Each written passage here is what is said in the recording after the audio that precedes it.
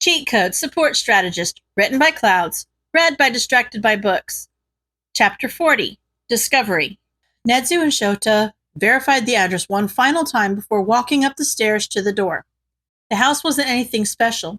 It was a medium-sized house, appropriate for the number of foster children the couple had on record, and was a bit run down, but overall it was exactly what Shota had expected. Nedzu gave a few sharp raps on the door, and there was the sound of someone running to the door before one of the younger kids yanked it open. "Hello there," Nedzu chirped happily. "We're looking for the adults of the house. Can you please get them for us?" The kid nodded and ran back into the house, passing several eavesdropping kids who instantly ducked back behind the wall as soon as they caught Shota looking in their direction, only to peek around the corner again after a few seconds. As they waited, Shota caught some movement further back inside the house, and he almost smiled when he saw Shinso coming down the stairs.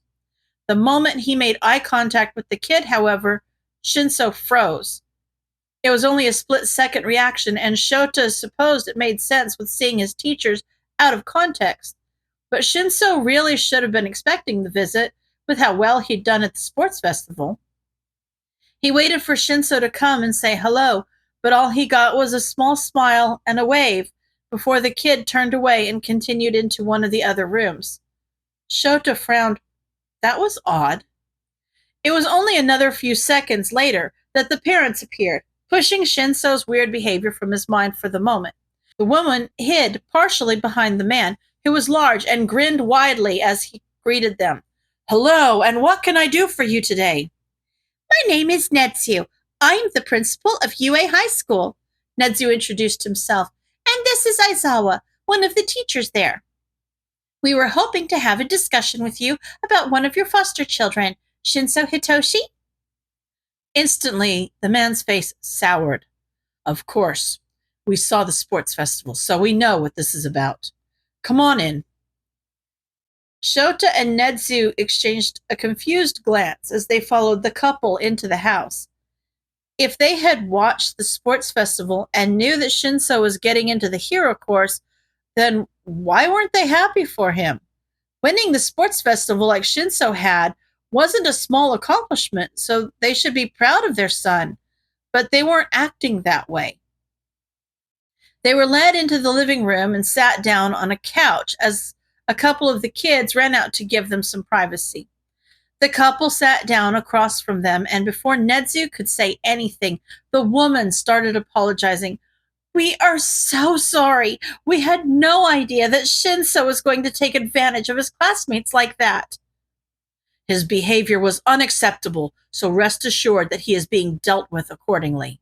The man continued, "But of course, we're willing to accept any punishment the school gives him as well. We don't know what was going through the boy's head." Shota just blinked in shock, unable to think of anything to say to that. And Nedzu's smile looked like it had just been glued onto his face as he responded, "I am afraid I am not quite sure what you mean. Shinso won the sports festival due to his own merit. He didn't even give those poor kids a chance to fight back," the woman exclaimed. "We knew things would be difficult taking on a child with a villain's quirk, but, well, we thought he was more respectful than to lie to everyone like he did." "We're making him write apology letters," the man offered. "Lying about the way his quirk worked was unfair to the other students, so he'll be delivering letters explaining how it works as soon as classes start up again." Things were clicking into place, and Shota didn't like what he was seeing. Letters. The couple hadn't said they were making Shinso apologize. They were making him write letters, which were a nonverbal form of communication that wouldn't risk activating his quirk. And then, when they'd seen him earlier, Shinso hadn't said anything, just waved. How long had it been since he was able to talk at home? "Are you telling me that you're punishing him for winning the sports festival?" he asked numbly. "He didn't win fairly," the man said. "He didn't give the other kids a fair shot at fighting back. Hiding his quirk's activation was a valid strategy within the rules of the exercise. Nedzu replied far too politely. I'm sorry that you feel he was fighting dirty, but we do encourage our students to push every advantage they can, both against villains and against each other, and Shinso did very well at that. Apology letters won't be necessary. The couple looked confused. But perhaps we can talk to Shinso? Shota interrupted. We have a few things we'd like to discuss about his transfer into the hero course. But the boy was acting like a villain! The man raised his voice. You can't honestly look me in the eye and say that what he did was okay. Shinso, please, Nedzu said, leaving no room for argument. Thank you. The couple looked at each other for a long moment, then the man nodded and they both stood. We'll go get him. Just wait here. Shota waited until they left before he growled softly, What the actual hell? This is concerning, Nedzu murmured, but there isn't any evidence of physical abuse, and the children are obviously materially well provided for. Is there any way we can get him out of here? Shota said, keeping his voice down as he saw a few of the other kids peek around the corner. These people aren't going to help him be a hero, making him reveal his activation requirements. There's a reason he hid them in the first place. If all the villains knew them. We can't simply bring a case against them. But, Nedzu's eyes lit up, there might be a loophole or two we can take advantage of. Shota looked at him suspiciously. What are you? Before he could finish his question, the couple came back into the room, Shinso in tow. The kid was looking at the ground, and Shota felt a fair amount of rage when he realized that whatever those parents had said to him couldn't have been good. Shinso was dedicated and a good kid. What gave them the right to treat him like a threat just because of the way he was born? Ah, Shinso, Nedzu said cheerfully. How are you today? The glance toward his foster parents was so quick that Shota might have missed it if he hadn't been expecting it. But it still wasn't a surprise when Shinso smiled and gave a thumbs up in reply to the question. The parents obviously didn't allow him to talk, because if Nedzu had asked the same question at school, preferably when Shinso was around those two gremlins from the support course, he would have replied verbally. Nedzu didn't comment on the nonverbal response. That's good to hear. Well, you already know that you did very well at the sports festival, but I would like to be the first to congratulate you on being approved to transfer into the hero course. Shinso's eyes widened, and he seemed to forget about the other people in the room as he grinned. Really? The soft gasp from his foster mother made him flinch and look at the floor again, carefully falling back into the purposefully bored persona Shota had seen him use a few times during the sports festival. He couldn't let the kid stay here. Are you sure? The woman finally asked. Shinso is a dedicated student who will do well in the hero course, Nedzu said firmly. That being said, there are a few concerns. Due to Shinso's unique quirk and circumstances, we were wondering if you would be interested in Shinso taking part in a mentorship program. He would be placed under the custody of a pro hero who would be able to keep an eye on him and make sure he becomes a hero. Shinso's foster father looked at them suspiciously. You would be willing to make sure the boy doesn't get into any trouble? Of course, Nedzu nodded. I know having a child like Shinso can be overwhelming.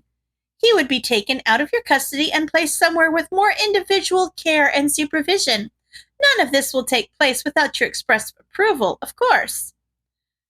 Shota saw a spark of fear pass behind Shinso's eyes, and he tried to catch his eye. He didn't know exactly what Nedzu was trying to do either, but he'd known the rat long enough that he trusted him. Sure, what he was describing sounded more like a prison than anything else, but he had Shinso's best interests at heart. Shota could only trust that he knew what he was doing and hope that Shinso did the same. So, he wouldn't be our foster child anymore? The woman asked hesitantly. No, Nedzu answered. He would be placed in the custody of a pro-hero. And you'd make sure he stayed on the right side of the law? The man confirmed. Of course. Nedzu's smile was outwardly polite, but Shota could see his annoyance coming through underneath, which was oddly comforting. So, the couple whispered among themselves for a few minutes, and Shota tuned it out after the first few sentences. It was clear that they didn't trust Shinso, and probably never would. But he still didn't trust himself to not do something he'd regret if he had to sit there and listen to them treating him like a villain. Finally, the couple turned back to them, and the man started talking, glancing toward his wife for confirmation. I think it would be for the best. When would he be leaving? Oh, immediately. Nedzu grinned widely. We already have a hero lined up to take him in, so we'd like to move forward as soon as possible. Shinso was obviously trying to hide his panic, so Shota stood and placed a comforting hand on his shoulder. Well, kid, let's go grab your things. Shinso nodded slowly as Nedzu explained the necessary paperwork. Aizawa followed the kid upstairs, grateful to get away from that room. The room Shinso led him to was mostly bare and screamed of a kid who was used to not even having time to unpack before moving on to the next home. It only took him a few minutes to shove everything he owned into a garbage bag as Shota stood there awkwardly, wondering if he should offer to help. Soon enough, Shinso hauled the bag over his shoulder and nodded silently before heading back downstairs. Nedzu was already standing by the door and waiting for them when they got downstairs. Are you ready? Perfect. Well then, let's be on our way. Shinso didn't seem to have any desire to say goodbye to anyone, so they just led him outside, and Shota opened the door to the back seat of the car to allow him to slide in. Then they were off, and Shinso didn't even spare his old home a backward glance. He did look curious, however, which was understandable, considering that Shota was just as confused as he was. He cleared his throat. You're allowed to talk, you know.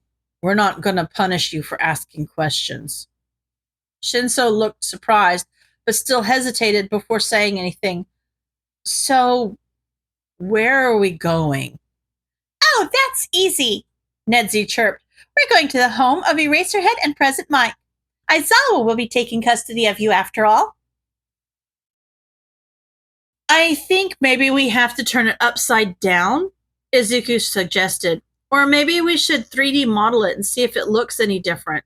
For the past few days, Mei and Izuku had spent every moment they could in the halls of UA trying to figure out the tunnels. They probably would have just slept there, but both security and their parents had taken an issue with that, so they had settled for waking up early and exploring until security kicked them out around sunset. So far, they had identified a dozen different entrances. So far. But each was protected by a unique riddle, so they hadn't been able to get into any of them yet. Mei chewed on the end of her pencil as she looked at the puzzle again. Wait, what if it's about directions? It spins, right? Izuku nodded and spun the map a quarter turn. He had hated it his first week because why put a map of UA on the wall if it was incorrect? He had gotten lost a few times trying to follow it until an upperclassman from the business course had taken pity on him and pointed out that the map itself was inaccurate. He had written it off as an old map from before a remodel at the time, but now that he knew it was a clue to a secret entrance, it made a lot more sense. Izuku looked at it again. Wait, turn it right side up again. It says, you are here, right? But the arrow is pointing to the cafeteria, not to where we are. Oh, you're right! Mei grinned. So, should we look at the cafeteria? Maybe there's a clue there. Actually, I think you were right about directions. Izuku said, if we start at the cafeteria, what turns would we take to get to where we are now? May grabbed his hand and yanked him down the hall. There's only one way to find out. Tenya Ida closed the door behind him and finally broke down. His brother was paralyzed. There was no hope of him ever regaining the use of his legs, and he would have to retire as a hero. All because some villain got into his head that he should maim and murder heroes. He didn't understand how Tensei could be so nonchalant about the whole thing. Why did Tenya have to be angry enough about it for both of them? He took off his glasses and wiped his eyes, then put them back on. There was no point in crying when he could take action. He was a hero. He was training to defeat villains. He couldn't just sit here and cry when he should be preparing to defeat Stain and make him regret ever making an enemy out of the Idas. Guest bedrooms down the hall. Shota explained awkwardly. Bathrooms on the right, and we can probably get you some more clothes and stuff once you're more settled in. Shinso nodded silently and disappeared into his new room as Shota sighed in exhaustion and reminded himself that putting Shinso with him and Hizashi was the best option. They could pass off the change in custody as protecting an at-risk youth, and because the original foster parents had approved the transfer and given their express approval, no one would question a pair of heroes taking protective custody until they were actually able to get a foster license. As much as he hated uprooting the kid, Shinso deserved to live in a place where he was allowed to speak. He glanced over to the couch, where Hizashi was giving him a knowing grin. Shota scowled. Don't even say it. Izuku read the directions out loud as May turned to the map. Left, left, right, left, right, right, left. They both held their breath as they looked at the map, which was probably the only reason why they were able to hear the quiet click as the latch unlocked, and one of the tiles on the floor beneath them popped up. They shared an excited look before rushing to it and pulling it up like a trap door. Then they dropped down into the small tunnel and pulled the entrance closed behind them. Well, Izuku, May grinned maniacally in the low light. Are you ready to explore UA? End of chapter.